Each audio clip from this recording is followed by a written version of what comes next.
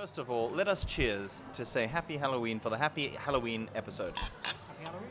Happy Halloween. Hi there, and welcome to Beer Christianity. My name is Jonty Langley, and soon I will be joined by Drabs and by Laura, by Laura, my partners in crime when it comes to this here podcast, as well as the lovely Peter Laws. And let me tell you why. There's actually a few things I'd like to tell you about this podcast. One, I'd like to tell you that it is about Halloween and whether Christians should celebrate that little old holiday. Number two, I'd like to tell you that it is going to be a deep theological and philosophical exploration of those topics, argued really systematically.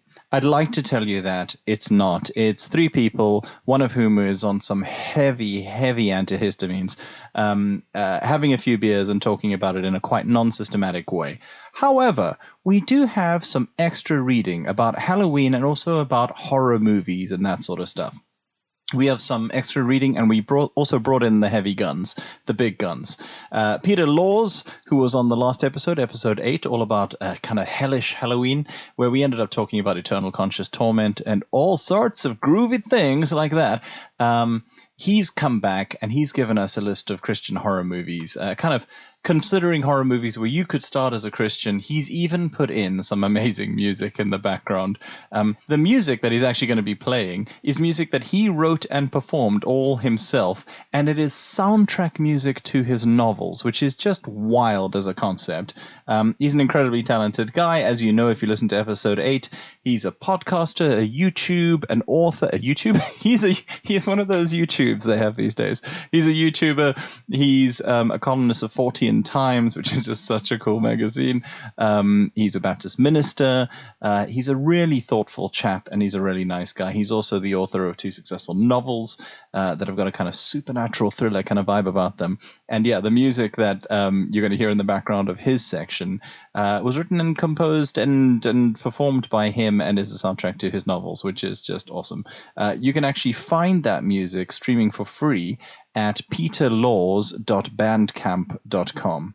So you can check that out. That is also not the only bit of kind of extra reading that you could do while you are listening to this podcast. Basically, Laura has been suggesting and hassling me for a while. Good old Law, co-presenter with me and Drabs of Beer Christianity, has been suggesting, hey man, people should have some extra reading, some further reading, some delve deeper material that they could look at. So I'm going to suggest a few on the subject of Halloween and also on the subject of horror movies and how Christians should interact with them.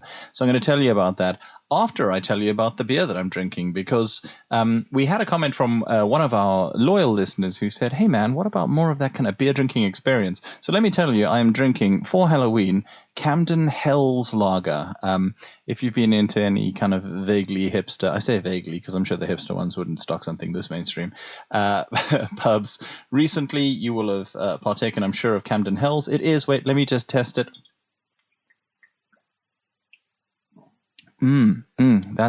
That's a beer. Tastes like beer. Good beer with a red label and a beery finish, which I think is the important thing. Anyway, yeah. So getting in the mood, I'm drinking some Hell's Lager. And if you're interested in Hell and our take on that, in particular Peter Laws' take on that, you should listen to episode 8 because we go into that in some detail. And it's really quite sweet and quite deep, and we end up talking about the love of God, which is lovely. Me and Drabs and Laura will be talking about that as well. The important thing, though, is to go and check out Peter Laws' book, The Frighteners, Why We Like All Sorts of Groovy Doc Shit. I don't think that's the official subtitle, but it really should have been. And also some of his novels. If you're looking for a novel to read, you should read a Peter Laws novel. I think that'd be really cool. And listen up for his little bit in the middle of this podcast, as well as to Laura, who she's fine now. But if you look at the picture accompanying this, her face is swollen up from some kind of weird allergic reaction, which is not funny. And so that's why I'm not laughing. And I've also managed to take a bad picture of Drabs, which is impressive because the man is handsome. He is handsome AF. And yeah, he looks terrible in that picture. So you're both welcome, Lolo and Drabs. Okay, so I just want to quickly get you to those websites because we're going to be talking a little bit about should Christians celebrate horror, should Halloween, should Christians watch horror movies, is that stuff okay, la la la la la. And my favorite article that I would most like to recommend to you is by a very talented author called Me. And it's on Threads, Threads 2.1, threadsuk.com, threads like you would spell threads, uk.com. And it's called Satan's Light Party, 5 Ghoulishly Weak Arguments Against Halloween. I read it quite a long time ago, 2012, in fact. I trot it out every single year around Halloween because every single year around Halloween, somebody says something stupid about it, and it just irritates me. So I've decided to just carry on doing it. I'll be honest, I probably would have written it differently now, but generally speaking, I deal with Halloween has dark origins. Halloween celebrates evil. It celebrates the ugly and the violent. It's a gateway to the occult, and it's conforming to the thinking of this world. So you can find me if you just search Satan's Light Party, you'll probably find my article. So you should read that. That is obviously the most important thing because it is just really pure wisdom and gold, as if I was dictating from the Lord himself. If you're thinking about reading some other articles, I was just doing a kind of light Google browse around this topic and ended up finding something that I found really interesting, which was the title is Why Are So Many Horror Films Christian Propaganda? It is written by somebody who grew up in an evangelical home and clearly did not love it. And their objection to horror movies, or most of the horror movies that I like, is that they're too Christian, and that as non-Christians, people shouldn't be subjected to stuff that is actually Christian propaganda, masquerading as light entertainment, or indeed dark entertainment. It's actually a really interesting article. I don't agree with a lot of it, but at the same time, I think they're hitting the nail on the head there. And if you want to be convinced by somebody who's not a Christian trying to convince you that their predilections are okay, or predilections, licky-lictions, anyway, that their tastes are okay, this is a perfect place to start because it is lushly convincing about how horror movies are not okay. So that's at vice.com. Why are so many horror films Christian propaganda? And it's written by Josiah M. Hess with an E on the end. So I think you should check that out. And I'm going to have a sip of this very fine lager. Okay, I also wanted to kind of introduce you when I wasn't sure if Peter was going to be able to write something for us. I thought I would want to introduce you to some other stuff. There's a cool article on beliefnet.com called Top 10 Religious Horror Movies. This is a weird set of choices, but actually really not bad. It's got The Exorcist at the top because of course it does. What an amazing film. And a whole bunch of other stuff that I think Peter may have touched on. It's a fairly random selection, but it's on BeliefNet, which is interesting. And more than that, I also found one on GodTube. GodTube, not a website I generally visit. But that has some a list, an article called 5 Horror Movies with a Christian Message. It's weird, but also kind of cool and, pretty solid, actually, when it gets right down to it. Although they include Dracula, Bram Stoker's Dracula, the Francis Ford Coppola film, which I've never really thought of as particularly Christian, but there you go. So you can check that out. You should mostly listen to what Peter Laws has to say. And then there's one other article that I think is probably the best of them all, even better than mine, which is hard to believe, on thesundae.net. So that's THESUNDAE.net. And the article is called The Anxious Christianity of Scott Derrickson. Scott Derrickson is the guy who directed the Marvel movie, what's it called? Doctor Strange. And if Peter doesn't mention it, I'll be honest, I'm recording this before Peter gets me his piece. So I have no idea what he's going to say while I'm recording this. I love the time travel aspect of a podcast. Oh man, it's like listening to, the Missing Crypto Queen. You just don't know. By the way, I have no idea where Dr. Ruja is. And also in this podcast, there is some swearing and strong language. So, I just wanted to apologize for that as well.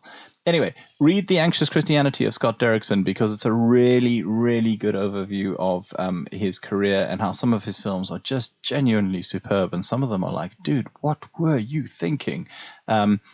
particularly The Exorcism of Emily Rose, which is just a superb, wonderful film. And if you want a kind of John Grisham, courtroom drama meets The Exorcist that actually leaves you space to think as a Christian or a non-Christian, it's the film to watch. Anyway, all of that to say, there's cool stuff that you could be reading, including Peter's own books, including all this kind of stuff. And yeah, I'm going to now transport you with the power of my mind to a rather noisy bar in Didcot, Oxfordshire.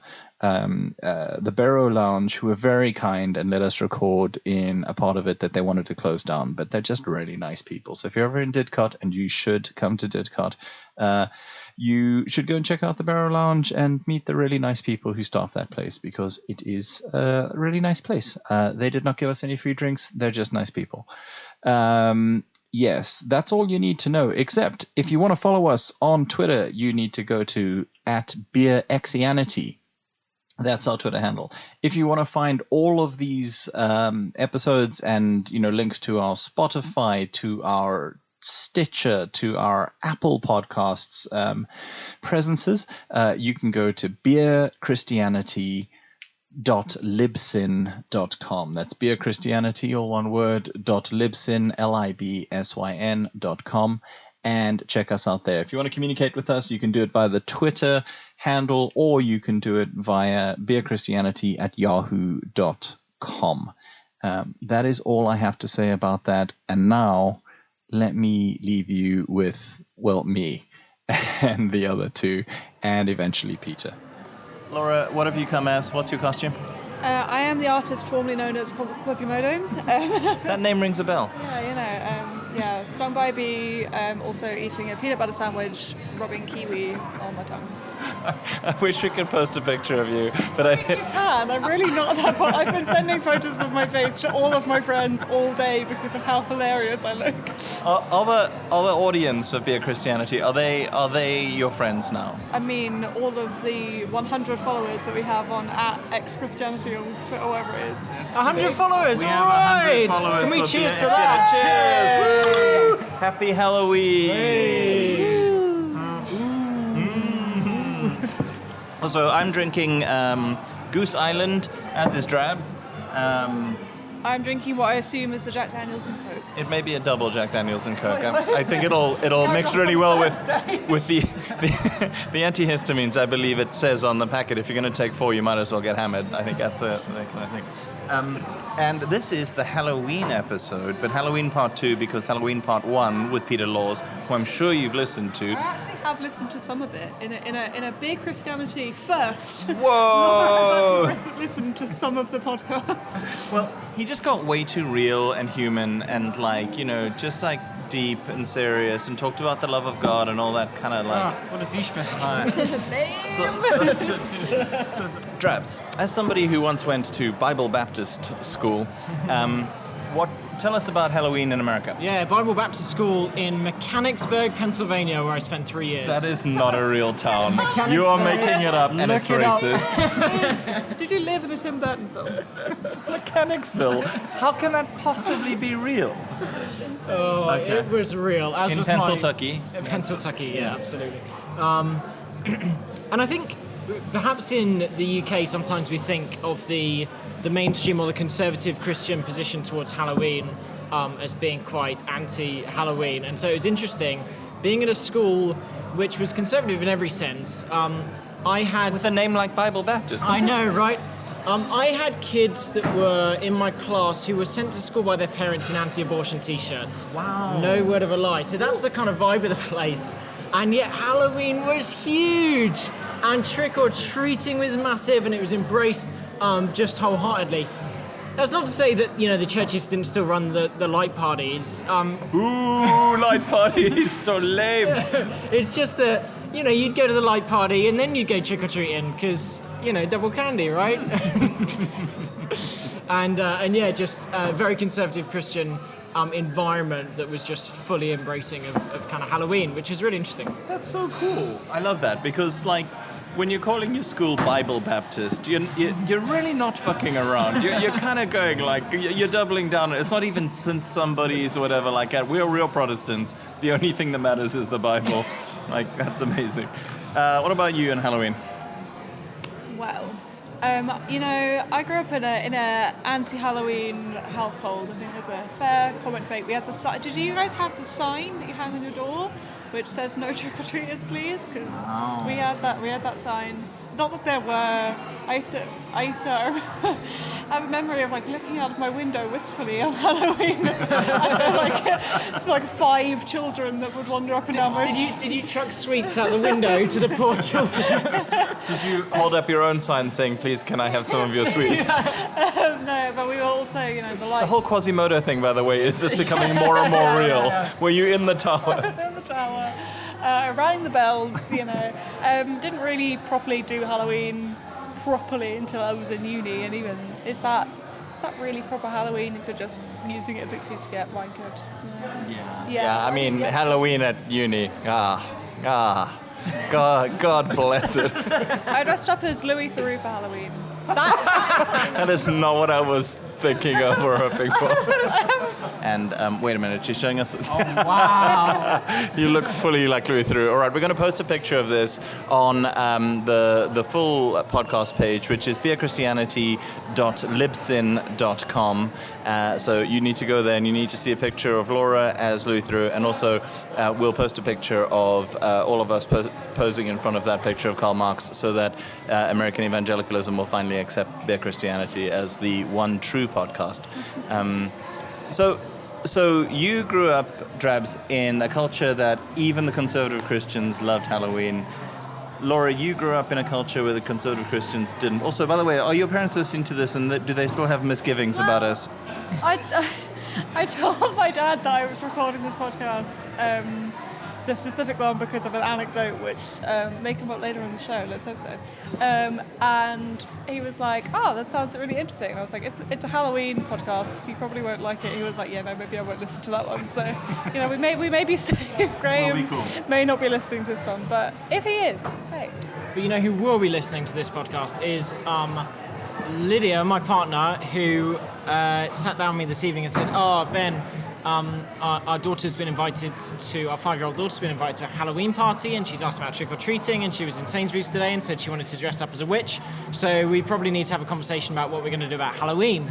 And I said, well, let's not have it now, wait until tomorrow after you've listened to this amazing podcast. And then fantastic. Lydia, I've heard your early reviews of our early episodes, and I'm gonna say that we're gonna try really hard not to disappoint you like we used to. But good to know. Okay, so then we can have our arguments here of for and against, because I'm very much for.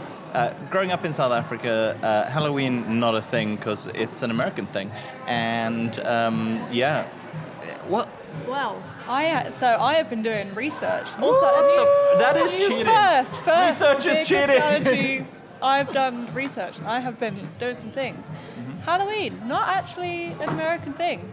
It was, as many people will actually assume, a kind of Celtic holiday originated in England. Ooh. And fun fact, one of the reasons that we don't really do it as much as we used to in 1500s, Guy Fawkes Night stole a lot of the traditions from original Halloween and became much, much bigger. And that's kind of why Halloween was kind of on the decline, although it's making kind of a bigger resurgence now because, consumerism. Yeah, and I always find the people who are okay with Guy Fawkes Night, where we burn in effigy a Catholic dissident, and that's fine, but dressing up as things that literally don't exist, that's obviously a tool of the devil. That seems like a perfectly legitimate way to view the world. Have you ever been to Lewis Bonfire Night? I haven't, but a friend of mine has. He says it's both terrifying and amazing. Yeah, I really want to. I haven't also been, but if they do Bonfire Night Yeah, it's the full mental. In what way, As in burning crosses, blackface. Although I think they've stopped doing the blackface now. Doing the blackface. I think that when you say burning crosses and blackface in the same kind of sentence, it does sound like a different vibe. They're just There's no health and safety. They No. close off the whole town, and it is apparently just terrifyingly Burning intense. effigies of Yeah. whoever politically has been in the news. So they've done Donald Trump, Angela Merkel. Yeah. I think they've already done Boris Johnson. Which, who are they going to do this year if they've already done Boris Johnson? If they do Jeremy Corbyn, I'm going to set fire to their houses. I don't think they've done Jeremy Corbyn. Of course they're not going to, because there's nothing to hate about him. Okay, so the arguments against celebrating Halloween as a Christian, what are they? Can we There are no arguments. End of podcast. Okay, so how about we go with Philippians 4, whatever is true and noble and good and praiseworthy and excellent and even lovely. Is lovely in the list? I think lovely might... and cute and like chilled out and yeah. sweet and schnooky. Think about such things, and I guess some Christians might say you look at the type of things that we celebrate on, or celebrate on Halloween, and how many of those adjectives could apply to how many of those things, and therefore there's just a mismatch there. Yeah. Okay, so my argument to that would be, why suddenly on Halloween do you start caring about that? Because literally every other day of the year and for most of your conscious life, you're not doing that.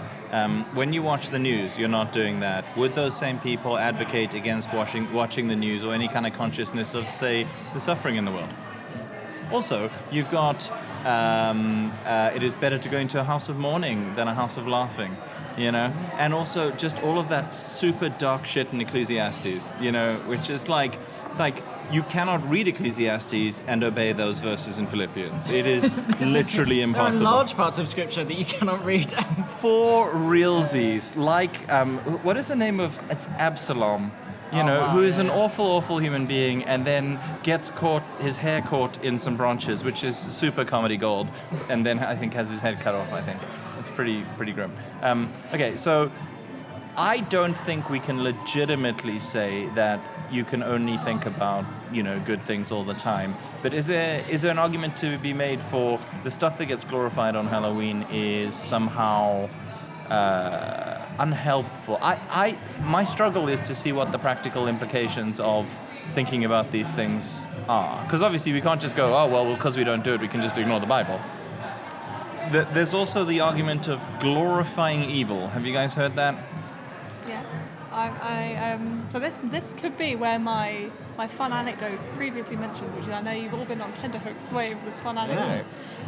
So when I was kind of like, I don't know if I have massive opinions about Halloween. So I was like, Jonty, what should I read to get me some opinions? And you said read something by J. John, which I came across an article, which I'm sure many people have read. I think might have seen it before, of 6 points why Halloween isn't helpful. One of them is glorified evil. So I was like, okay. And I was reading that, and I was listening to your previous episode of this, and I remembered a fun anecdote my dad had told me of some time in uni, and it involved a quite well-known Christian guy, and I was like, oh Dad, I texted him, I was like, who told you off in your Christian union at university for wearing a Ghostbusters t-shirt? And he said, oh, it's J. John. Okay, J. John, if you're listening, and I'm almost certain you are, I know that you're a great guy. I know that you love beer-themed podcasts as much as we do, but you are so very, very wrong. I actually know people who are friends with J. John. No, man, this is ridiculous. Glorifying evil. So, when you dress up as a vampire, are you glorifying evil? Because I've got to say that I'm an evangelical and I believe evil is real. And vampires are not fucking real. They don't exist. Neither do zombies. Neither do werewolves. Neither do half of the classic horror things that get, trotted out at Halloween, and that my people, the goths, it is Gothic Christmas as well, so I think it's also a kind of prejudice and basically a hate crime to be anti-Halloween. And it's interesting. One of the things that Lydia said this evening when we were talking about Halloween and our daughter is, I suppose at one stage we should talk to her about the dark forces that are at play in the world, and there's a link here, isn't there, between Halloween and dark forces, and I think that probably that link, and it could be like historical in terms of relationship with pagan festivals, or is it Samhain, yeah, and that kind of thing. But is there some... My response to that was, if we're going to talk to about dark forces, we should probably start with the ones that aren't supernatural, because they're a lot more prevalent in our society in terms of greed and human sin and all the rest of it. But is there... so starting with, is there some of the objections around Halloween in terms of the link with the historic, occult, supernatural dark forces? If you were an actual witch with the witch hats, are they? If we have any actual witches listening, are witch hats offensive? Are we being racist when we associate you with that? Is that cultural appropriation? It's flabbergasting to think, but if we're talking about the dark forces and glorifying the occult and all that kind of stuff, there is some stuff like. I think the thing that bugs me on Halloween and that I probably wouldn't do is wear devil horns. And I know that I'm basically a fundamentalist when I say this, but... Who believes that the devil has horns? Well, I believe that he's real, and I don't want to make him a comic figure that people fear less. So this is why I quite like supernatural horror movies, is because, and I know a lot of Christians have got a similar thing, like, you shouldn't watch horror movies, you shouldn't watch supernatural horror movies because, and then they just go, and most of the people around them will go, yeah, of course. And that is what passes for logical argument. But those films like The Exorcist, you watch The Exorcist, the whole premise of it is the people who pretend that the supernatural isn't real are idiots. And the devil is very real, and he's not a comic figure, and he hates you, and he wants to destroy you. And so, as somebody who does believe that the devil exists, and that demonic forces are real, and and I mean, I know a lot of Christians don't believe that, and that's fine. I mean, Jesus did, but I'm sure you're smarter than him. So I believe in that stuff, and I think I'm probably pretty conservative for maybe a lot of my friends in terms of whether they believe in a personal force of evil. But what the hell does that have to do with a 4-year-old dressing up like a zombie? Well, I think it's just an extension of the same thing. You're saying if there's an environment in which we are minimalizing evil or the devil by caricaturing it, then not only am I not going to wear devil horns, but I'm not going to associate with that festival at all, because there is something actually dark and actually evil that exists in the world that could be going on around this time of year, and so. But for me, that's a bit like. It's a bit like the 80s view of rock music belongs to the devil and it's all evil. Do you know what I mean?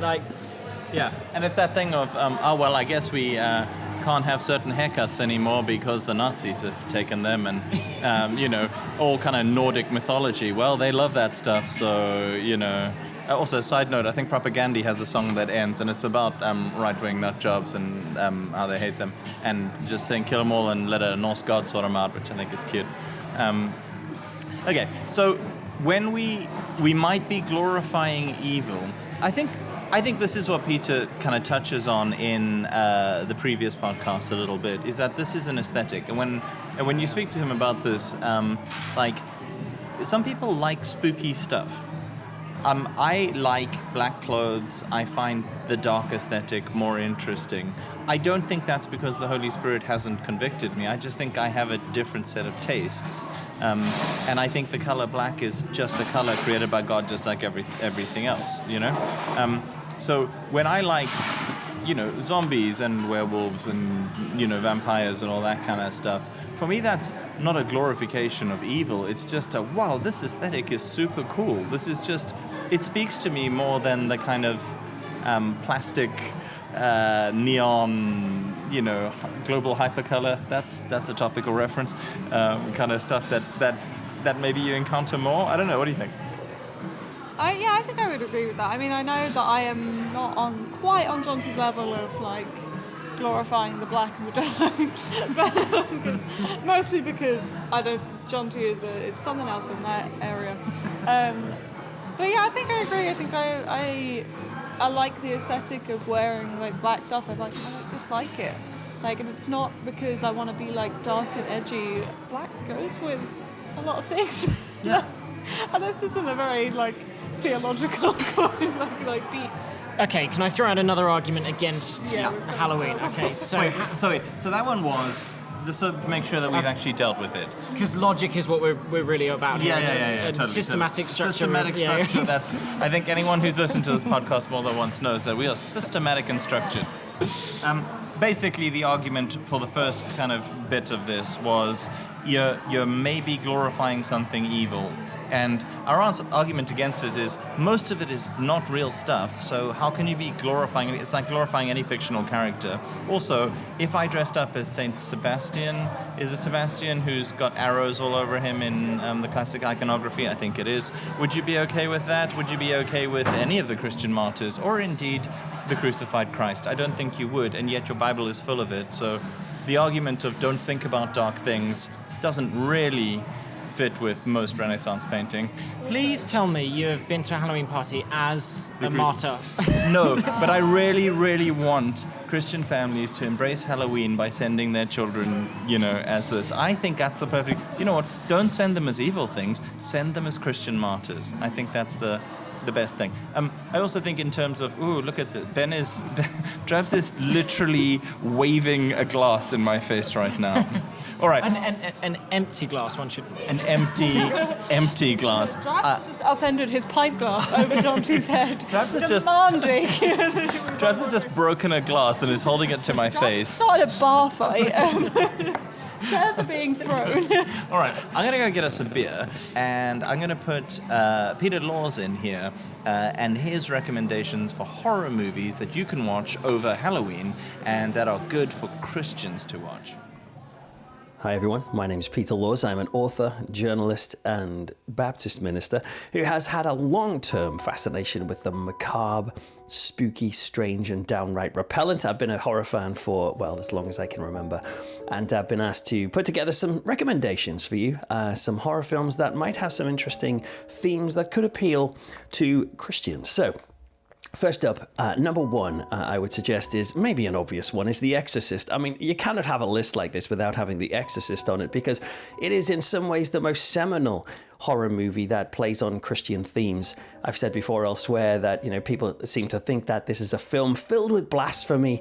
Of course it is, it's about the devil, but that therefore it has no merit or worth. But actually this is a film that has been the linchpin of the conversions of many people, and it was an important part of my spiritual journey too. And also the film was banned in Tunisia on the basis of it being Christian propaganda. That ought to tell you something, that this is a very church pro-Christian thing in which the clergy are the heroes. Yes, it's going to be intense, and yes, it's going to be offensive and blasphemous. Well, it's about Satan, but if you can handle it, go and see or try and track down a copy of The Exorcist. Second up, I'd recommend the Omen series, which is often known as the Exorcist for Protestants.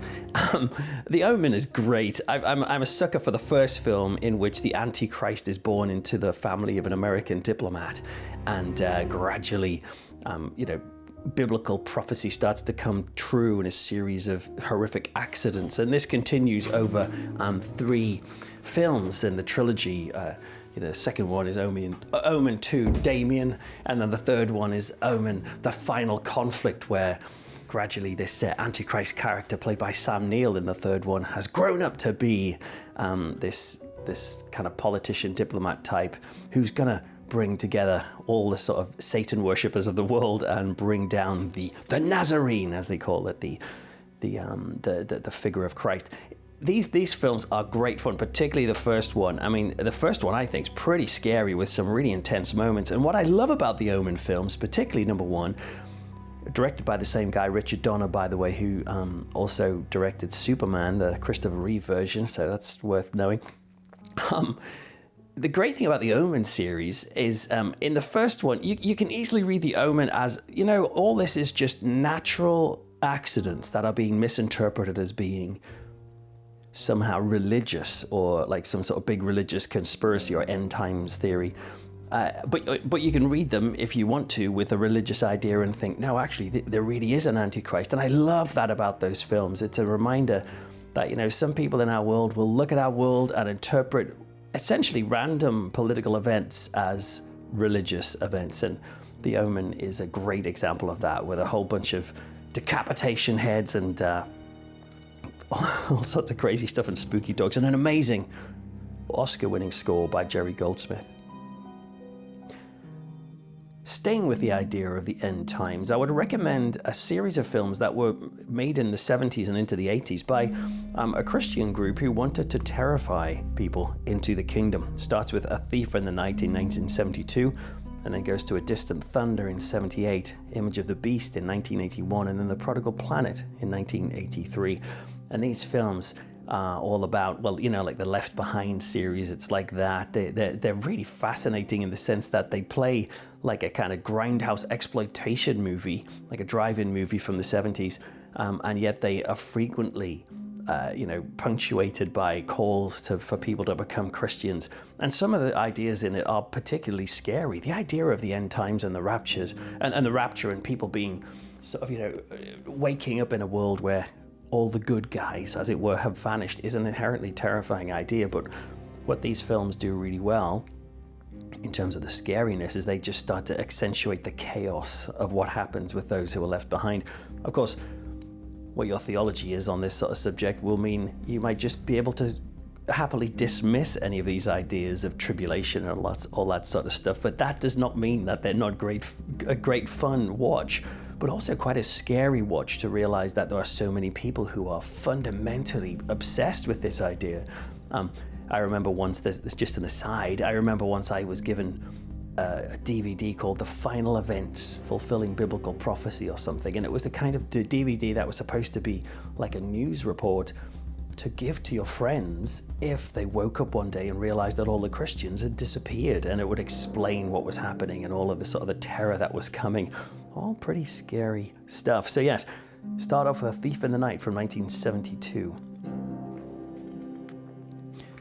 My next suggestion is the Stephen King adaptation Carrie by Brian De Palma. I think this is a really amazing film in the sense that it explores, if you don't know the story already, it's one of the most simplistic plots ever in cinema history that I can think of, and novel history, but it's so effective. Basically, a girl is bullied, turns out a girl has psychokinetic powers, telekinetic powers, and gets revenge. That's kind of the plot. But it's just played so well. Sissy Spacek plays the woman who is being picked on for the whole time, and she is just heartbreaking. And so when you see her life going bad at the hands of the bullies, it is really a great film and a great story from Stephen King. If you're a Christian, there's some really interesting ideas in there about the inherent creepiness of religion. Carrie's mother, played by Piper Laurie, who gives an amazing barnstorming performance as an over-the-top evangelical Christian, like an old-time religion woman. But she is spooky and scary, and when I saw this for the first time and then read the book by Stephen King, I never forgot that she described women's breasts as dirty pillows. Cover up your dirty pillows, which I found hilarious, but also terrifying, thinking, oh my goodness, are there people out there who think this way? And of course, this idea of being obsessed with religion to such an extent that it becomes everything about who you are can actually become quite scary in this film. And Stephen King's done this in subsequent films, has played on this idea of the religious as being scary. A film would be like The Mist, for example, where he has, is she called Mrs. Carmody? I can't remember what her name is, but there's another character who is almost like a kind of one-dimensional Christian who's just, brimstone and judgment and all that sort of stuff. But nonetheless, audiences respond to it. And it's a good reminder, if you're watching Carrie or The Mist or other things that have scary Christians in it, heck, if you're reading some of my novels, well, there's a lot of scary Christians, it's a reminder that, people out there can view Christians with a sense of terror and a fear. And this is what comes across in Carrie. Oh, and there's one great thing as well. There's a prayer closet in Carrie where the daughter is told whenever she's naughty to go in and pray. And I always thought she was praying to Jesus, but I think she's praying to a saint, Saint Bartholomew. I can't remember who the saint is, but it's a saint that's been stabbed. He looks like he's crucified, but he's also got arrows in him. I think it's like a combo of Jesus and the saint. But it's this kind of like icon statue that has glowing like white eyes, and it's so spooky. And I remember watching that as a kid thinking, goodness, religion is scary. My next recommendation is from 1957, and it's called Night of the Demon, and it's one of the most seminal horror movies ever. Really, it's about a guy called Dana Andrews, the actor, who comes over from America to England to try and investigate this weird death that has occurred. That seems to be at the hand of some sort of black magic magician known as Julian Carswell. And he comes over, he's a complete skeptic, he doesn't believe in any of this stuff, and the film gradually, it's like a masterclass in dread and fear, and did the shadow in the corner, was that actually something there, or was it just your imagination? And it's just a superb film. It's one of the problems with The Night of the Demon, also known as Curse of the Demon in America, is that the distributors felt that this subtle approach wasn't so great, and so they wanted to insist there was a big giant monster in it, and you see the monster early on. To be fair, it's a pretty cool monster, but that does take away from the idea of, is this real or is this not? But you can just go with that. Go in watching this film as a great example of the kind of tussle between skeptics and atheists and religious people, and in this scenario, it's a skeptic, tussling with an occultist, or someone who believes in black magic. I loved it. It's a really good film. In times, I found it pretty scary, but also it's just a great example of a classy horror movie that explores some really deep philosophical ideas. The next film I'd like to suggest is a film called Mother, starring Jennifer Hudson, which is fairly recent. I think it was 2017, maybe? Anyway, it's on Netflix. This is a pretty fascinating film, I think, although it really divided audiences. It's controversial in the sense that it has got some moments of extreme violence, which, you're just going to have to try and cope with. You're an adult. Hopefully you'll be okay with that. But if you don't like that sort of stuff, then obviously don't watch it. But actually, in amongst all of that, there is some really pretty fascinating ideas, very biblical ideas, or at least, riffs and, philosophizing on, the Bible itself. It's basically a story of and I won't tell much really, but it's basically a woman who is living in this bizarre sort of house in the middle of a field with her husband, who is this kind of enigmatic author. And it's just her trying to cope with people who come to drop around the house and visit. Might not sound like much, but you'll be surprised at where it ends up going. And at the end, I was like, you know what, that's pretty interesting. But it was only after really thinking about it later, where just revelation started happening, going, oh, that meant that, or that meant that. It's full of symbolism, and I think that's one of the reasons why it was so slated, because it was so overly symbolic, perhaps. But if you're in the mood for that and you're willing to sort of stretch your brain a little bit, and maybe to accept a film that is a bit arty, I suppose, and trying to be clever. Some films are like that, but hey, it is kind of clever. So check it out. That's called Mother. Next up, I'd like to recommend two films from 1931 and then 1935, the classic Universal horrors, Frankenstein and Bride of Frankenstein.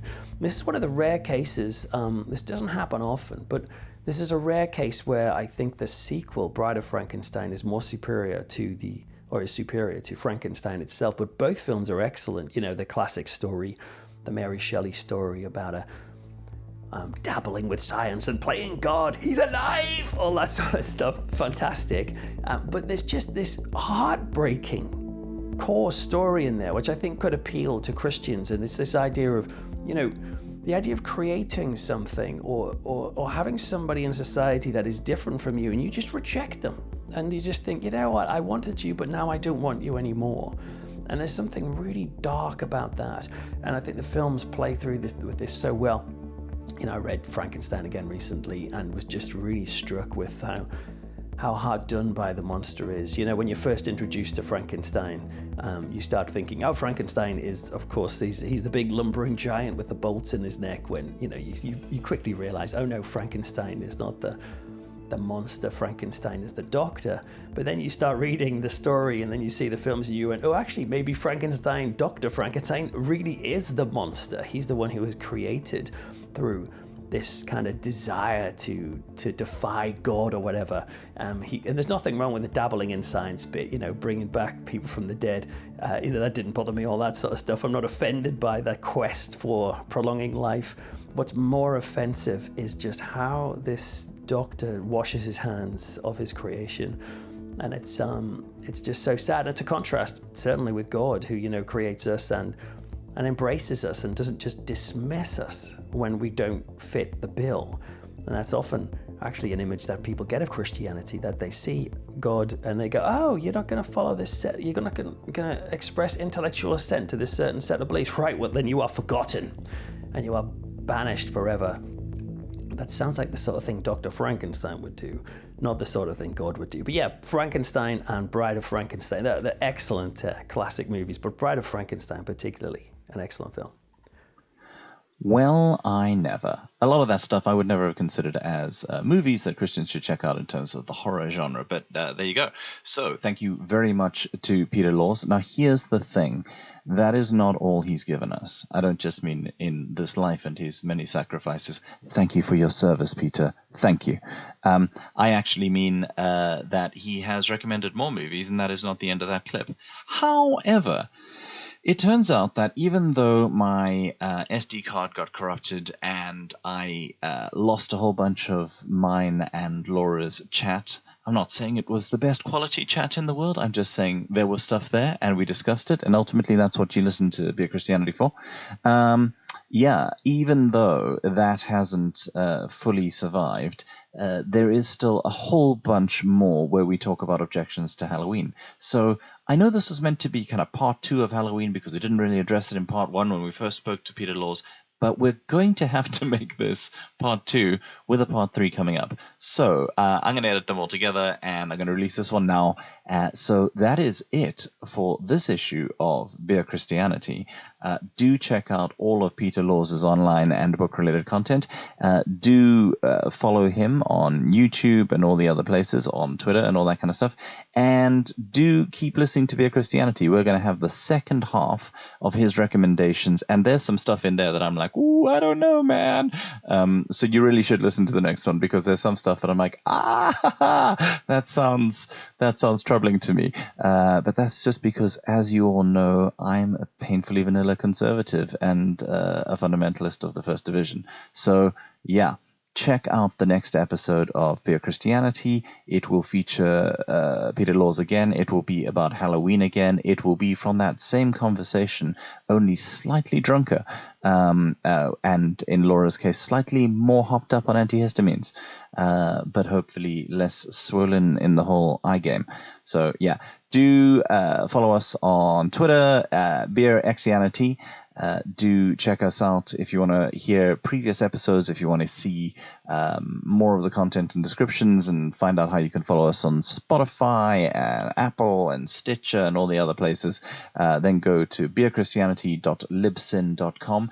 And if you have enjoyed any of these things, it's really helpful if you kind of subscribe or follow or review and give us stars and all that sort of, narcissistic crap. It's not narcissistic, man. It's about algorithms and narcissism. So yeah, if you could do that, that'd be lushness. And you will have a new episode relatively soon after this. So if you have found the Halloween conversation interesting, or if you think we've missed out on any of the arguments, do write to us at beerchristianity@yahoo.com. Or actually, it'd be better if you just contacted us on Twitter and told us, yo, that's crap. Or, yo, I think you made some really good points and I wish more people would say this sort of stuff. Or, yo, I'm J. John and I find this whole thing offensive. Or, any of that kind of stuff. Do it. Thanks a lot for listening to Beer Christianity. And I will see you on the flip side. Oh, I was trying that out as a thing. That didn't work at all. Anyway, thanks for listening.